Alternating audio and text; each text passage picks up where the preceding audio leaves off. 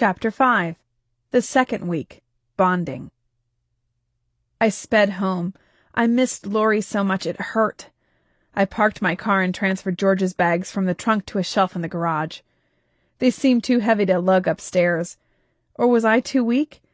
Either way, I'd asked Jim to bring them up when he got home.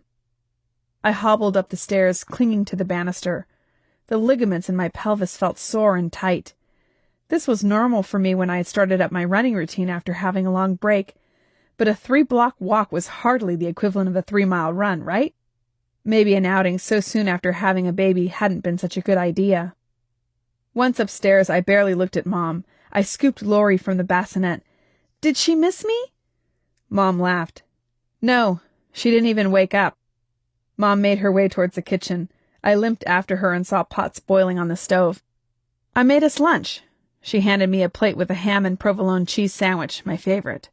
The table was set with a pitcher of homemade iced tea. "Thanks, Mom. What's on the stove?" "Your dinner." I smiled. Mom winked and put 2 tablets of Motrin in my hand, then poured me a glass of tea. Nothing like a mommy. I glanced down at Lori and her new bright green booties, and eagerly swallowed the pills. After Mom left, I nursed Lori and tried to rest. I thought about bringing George's bags up from the garage, but that would mean, of course, getting up and going downstairs. I shifted my position on the couch.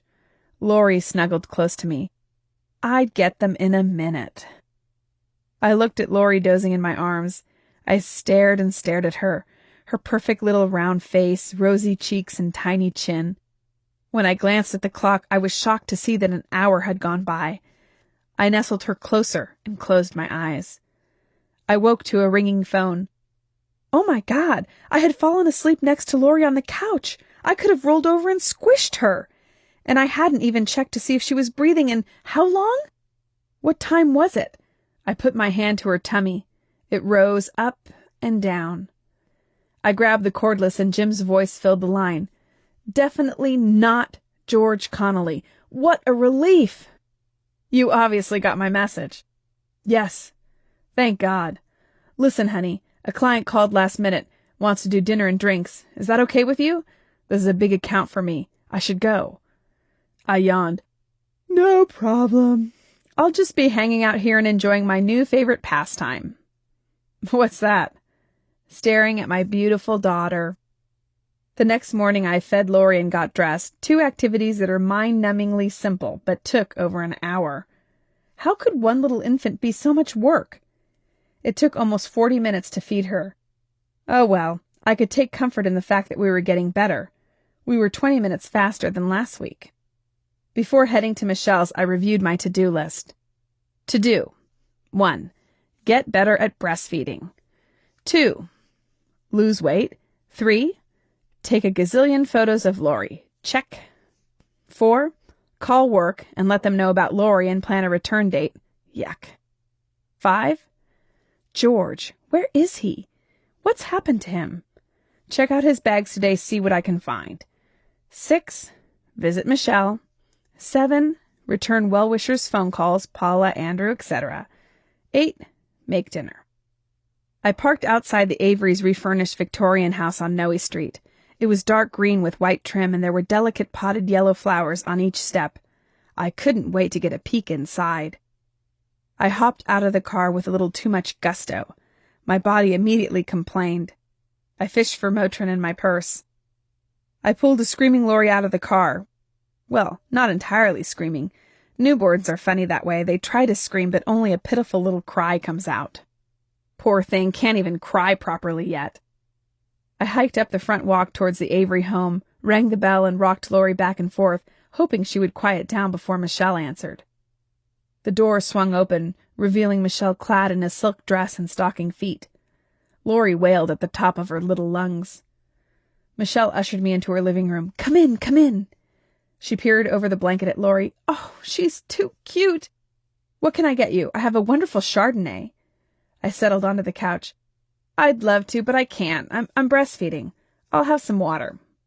Michelle was eagerly cooing at Lori, ignoring me. She's beautiful. Absolutely beautiful. She looks nothing like you. I laughed. Thanks. Oh my God, I didn't mean it like that. You're beautiful, you know that, Kate. I just meant, well, she's so fair, so blonde, so delicate. Don't worry, I know what you meant, I said self-consciously, running my hand through my dark curls. Had I even brushed my hair today? Michelle extracted herself from Laurie and disappeared down the hall. I glanced at myself in the mirror above her fireplace. I relaxed. My locks were in place. Somehow I'd managed to whip a comb through my hair. And Jim's red flannel shirt, the only thing I could find that I could fit into, actually added some color to my face. I may not have been dressed as stylishly as Michelle, but at least I was keeping up with general hygiene and good grooming. On her mantel I noticed photos of Michelle and a man I assumed was Brad. There was a picture of them swimming with a dolphin, one of them on their wedding day, and another one standing next to Michelle's mother, who was in a wheelchair. Michelle reappeared carrying a tray with mineral water and a newly opened bottle of wine. I thought you moved to L.A., trying to make a go of that acting thing after making off with my award, I joked. Are you still sore about that? Michelle laughed, then became serious. I came back to San Francisco when I found out my mom was sick. She died of cancer last year. I'm sorry. Michelle nodded. How's your mom? Great. Crazy about Laurie. I'll bet. Michelle took a sip of wine. What's up with your sister? I asked. Michelle grimaced. Either the wine was bitter, or I'd asked the wrong question.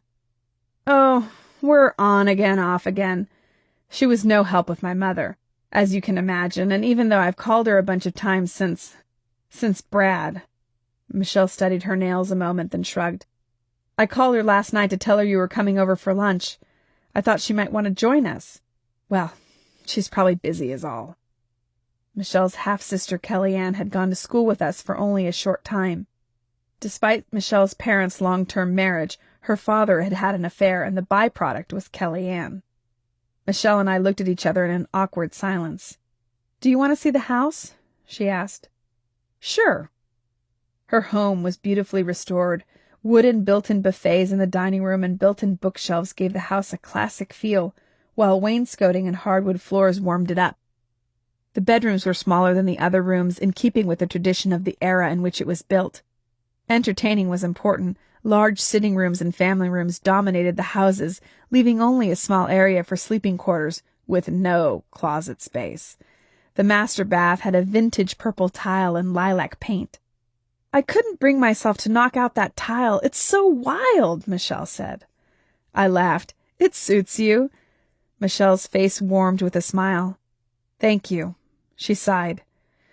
Brad hated it.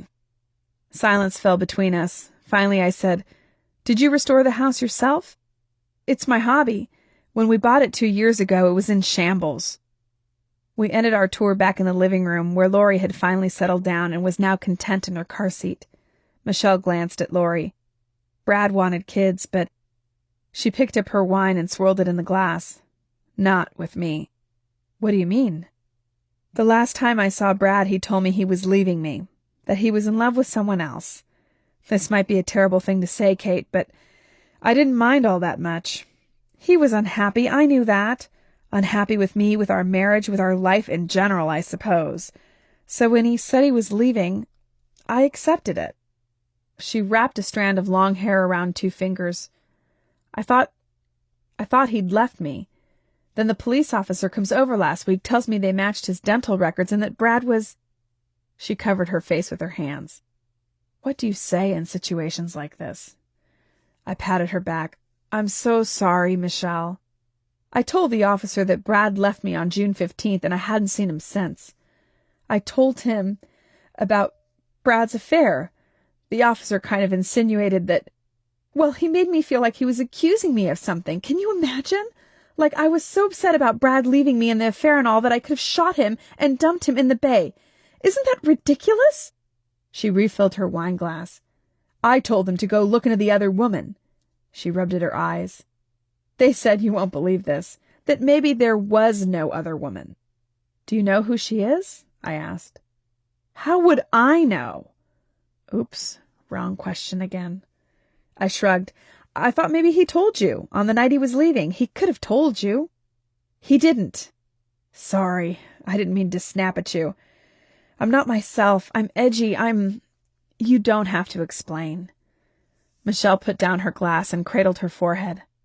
I have to find out what happened to Brad. They think it's likely he died the same day he left me because of the condition of his body. Do you have any idea what could have happened? She shook her head, looking overwhelmed. No, I don't. I was with George Connelly that night. My heart stopped. Do you know how I can reach him? Michelle polished off her wine and then sighed. He works at our restaurant. Well, I guess it's my restaurant now that Brad's... George was here that night. The night Brad left me. She closed her eyes. The night Brad was killed. What was George doing here? He drops off deposits from the restaurant. She paused to refill her glass. Only don't tell anybody I told you so. Why not? Well, it's just that, see, if George's bags were found on the pier where Brad was recovered, well, it's really too coincidental to be a coincidence, isn't it? You think George killed Brad? No, I was with George, so I know he didn't. He couldn't have. But, well, what would the police think if I told them that? They'd think that George and I killed Brad together. I mean, if George is my alibi and he looks guilty, then it doesn't look so good for me, does it? So I lied. She took another sip of wine, which turned into a kind of guzzle, then refilled her glass with the last of the wine. Where was the food? Hadn't she promised me lunch? Was a bottle of wine lunch for her? What did you tell them? I asked, wondering if I had any crackers in Laurie's diaper bag. That I was home alone after Brad left. That I didn't know George Connolly. Michelle, how can you expect the police to think you don't know him if he works for you? He works under the table, you know, for cash, so he's not on any employee list or payroll or anything. She finished off the wine, then wiped her mouth with the back of her hand, smearing her pink lipstick. Where can I find George? He should be at the restaurant, Il Paraiso on Market Street. Kate, why did they call you about the bags? I mean, what was in them? They couldn't find George. Michelle nodded. He likes keeping a low profile, which is good.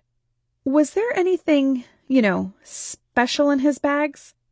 Like what? I haven't opened them. Michelle looked disappointed. What was she looking for? We stared awkwardly at each other. Finally, Michelle said, I'm scared, Kate. What if, whoever killed Brad, what if I'm next?